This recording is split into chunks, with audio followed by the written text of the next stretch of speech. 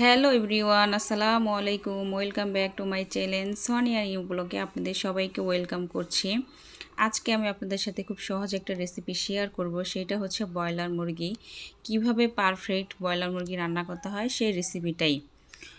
অনেকেই হয়তো এই মুরগির মাংস খান না, বাজে একটা স্মেলের জন্য বা ভালো লাগে না, কিন্তু আমার এই প্রসেস দেখে আপনারা রান্না করবেন, দেখবেন অবশ্যই ভালো লাগবে। এখানে আমি একটা মুরগি কেটে ধুয়ে নিয়েছি। এখন আমি এখান থেকে কিছুটা রান্না করার জন্য নিয়ে নিব একটা বলে। আমি এখানে প্রায় 1 কেজির মতো নিয়ে নিছি। এখন দিয়ে দিব হলুদ গুঁড়া 1 টেবিল চামচ, মরিচ গুঁড়া 1 টেবিল চামচ, 1 টেবিল চামচ আদা বাটা, হাফ চামচ রসুন বাটা, জিরা বাটা দিয়ে দিব 1.5 টেবিল চামচ, স্বাদ মতো কিছুটা লবণ অ্যাড করে দিব। এখন সব ইনগ্রিডিয়েন্টস দিয়ে ভালো করে হাত দিয়ে মিক্সড করে নিব। এটা হচ্ছে আপনারা ম্যারিনেট করে নেবেন। আজকে হচ্ছে আমি মুরগির মাংসটা হচ্ছে ভেজে রান্না করব। ভেজে রান্না করলে হয় কি, গোশতটা ভাঙবেও না, যেরকমটা সেরকম থাকবে।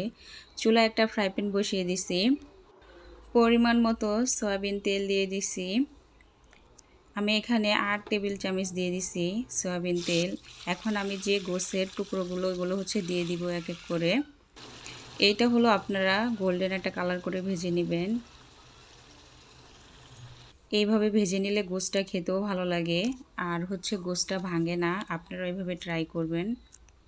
আমি একটা খুন্তির সাহায্যে সবগুলো উল্টে পাল্টে নেড়ে দিচ্ছি। আস্তে করে দিবেন, তা না হলে গোশগুলো হচ্ছে ভেঙে যাবে। আমি এই গোশগুলো 10 থেকে 12 মিনিট ভেজে নিব। এই পর্যায়ে হচ্ছে চুলার আঁচটা মিডিয়াম টু লো আঁচে রাখবেন, বেশি বাড়াতে যাবেন না, তাহলে গোশগুলো হচ্ছে পুড়ে যাবে। দেখুন আমি এক এক করে সবগুলো উল্টিয়ে সুন্দর করে ভেজে নিচ্ছি। আমার গোশগুলো দেখুন ব্রাউন কালার হয়ে গেছে। এখন একটা আমি জানলির সাহায্যে হচ্ছে তুলে নিব তেল ছেঁকে। এইভাবে আপনারা বাসায় ট্রাই করবেন, যে ব্রয়লার মুরগি ভেজে রান্না করলে ওটা স্বাদে ফ্লেভারে হয় অন্যরকম। আমি জানি না কতটুকু আপনাদের সাথে আমি সহজভাবে শেয়ার করতে পারছি। আমার গোশগুলো ভাজা হয়ে গেছে। এখন আমি মিডিয়াম সাইজের 2টা আলু কেটে নিছি। এটা এখন তেলের ভিতরে ভেজে নিব। হালকা একটু হলুদ দিছি আর মরিচ গুঁড়া দিয়ে। এটাও আমি সুন্দর করে ভেজে নিব। আজকে আমি আপনাদের সাথে শেয়ার করছি খুব ভিন্ন রকম বা ভিন্ন প্রসেসে কিভাবে ব্রয়লার মুরগি রান্না করতে হয় সেই রেসিপিটাই। আর হ্যাঁ, আমার ভিডিওটা যদি কোথাও একটুখানি ভালো লাগে তাহলে একটা লাইক দিবেন। এখন আমি আগে থেকে যে পেঁয়াজ কাঁচামরিচ কুচিয়ে রাখছিলাম ওইটা দিয়ে দিছি গোশ রান্না করার জন্য। এখন আমি একটা খুন্তির সাহায্যে সব কিছু নেড়ে দিচ্ছি। এখন দিয়ে দিব আদা বাটা 1 টেবিল চামচ, রসুন বাটা 1 টেবিল চামচ, জিরা বাটা হাফ টেবিল চামচ, দারচিনি বাটা 1 টেবিল চামচ। এখন সব ইনগ্রিডিয়েন্টস ভালো করে মিক্সড করে নিব। হলুদ গুঁড়া 1 টেবিল চামচ, মরিচ গুঁড়াটাও 1 টেবিল চামচ। এটা হচ্ছে আপনারা আপনাদের প্রয়োজন মতো দিবেন, যে যেমন ঝাল খেতে ভালোবাসেন। তবে হ্যাঁ, মুরগির মাংসে ঝালটা একটু বেশি দিবেন। এখন আমি কিছুটা পানি অ্যাড করে দিব।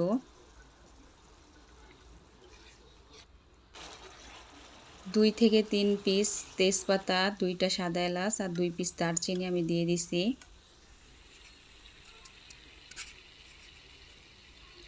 মশলা থেকে হচ্ছে তেল উঠে গেছে, আপনারা তো দেখেই বুঝতে পারতেছেন। এখন আমি আবার একটু পানি অ্যাড করে দিলাম, তা না হলে নিচে পুরো লেগে যাচ্ছে। আপনারাও দিবেন। ভিডিওটি কেউ স্কিপ করবেন না, অনুরোধ রইল আপনাদের কাছে ফুল ভিডিওটি দেখবেন। দেখে অবশ্যই কমেন্ট করে জানাবেন কেমন হয়েছে আমার আজকের দুর্দান্ত রেসিপিটা। এখন আমার মশলা কষানো হয়ে গেছে, উপরে তেল উঠে গেছে। এখন আমি যে মুরগির মাংস ও আলু ভাজছিলাম ওইগুলো হচ্ছে অ্যাড করে দিব। এখন আমি সবগুলো আলতো হাতে নেড়ে দিব। এই পর্যায়ে হচ্ছে ভালো করে কষিয়ে নিতে হবে। 5 থেকে 6 মিনিট আমি গোশগুলো হচ্ছে কষিয়ে নিব। এখন দিয়ে দিব পানি 1.5 মগ দিয়ে দিব। আপনারা যে যেমন ঝোল রাখতে চান সেই রকমভাবে দিয়ে দিবেন। আমি এতটুকুই রাখবো। অনেকেই হয়তো আমার ভিডিও দেখেন, নতুন আপুরা ও ভাইয়েরা, কিন্তু আমার চ্যানেলটা সাবস্ক্রাইব করে নাই। তাদের কাছে আমার একটা রিকোয়েস্ট, প্লিজ আমার চ্যানেলটা সাবস্ক্রাইব করে দিবেন আর পাশে থাকা বেল বাটন প্রেস করবেন। এখন আমি একটা ঢাকনা দিয়ে ঢেকে দিব। 10 থেকে 12 মিনিট পরে আসলাম, ঢাকনা খুলে দিব।